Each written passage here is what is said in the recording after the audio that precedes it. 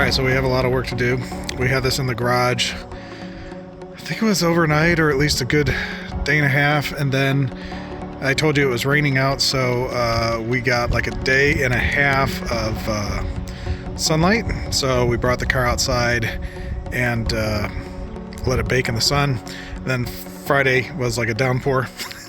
So it's a lot of spots, but you could really see the metallics are just, gleaming.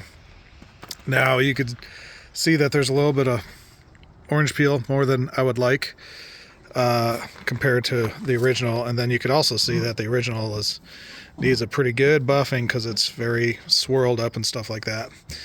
And of course we got this line that we got to sand out. But in general, I mean, compared to what we had before, where it was just a nightmare of blotches and stuff from the Clearcoat going, millions of holes pucked into this thing.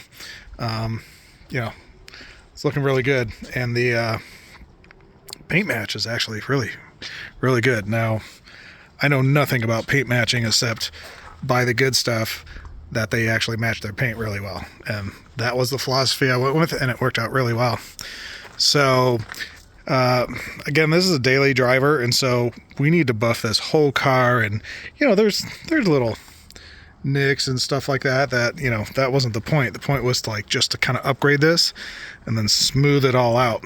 So it's going well. Now the other thing is Meguiar's makes a black plastic restore, and if you see underneath how gray that is, that's how this whole front area here was on all the plastic, including the lights, the door handles, the top of the tailgate, and also the top of the bumper was all like that. And look at the difference. I mean, that's just applied like one layer like a day or two ago.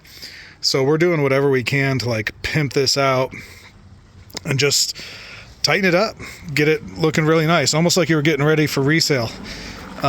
So Rick, the owner of the vehicle, is really excited about it.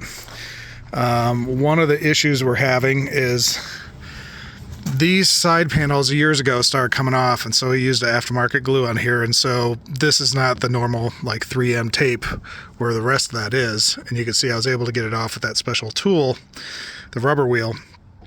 So we're going to use the same technique as removing, let's say, a run in the Clearcoat, and I'm going to try to apply that to get some of this off, and then hopefully a little sanding and a little buffing, and we're good to go. But we have decided that we are no longer going to have any trim panels on here, and the trim panels are actually still viable, so probably eBay that stuff off.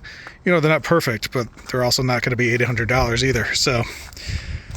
So yeah, so we have one drip, which you could see right to the right.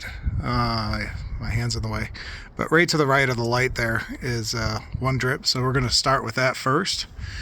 And but just look at the metallics in this, man. It's beautiful, just beautiful. Really coming out nice.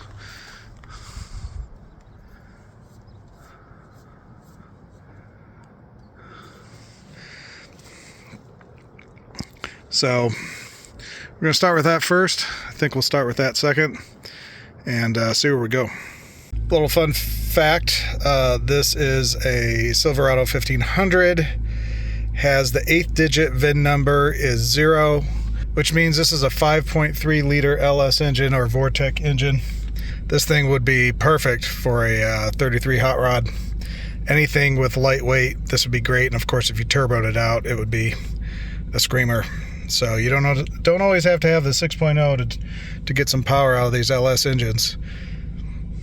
But we got a long drive, so we're gonna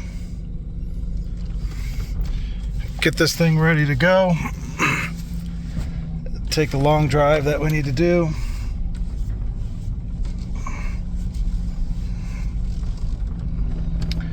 And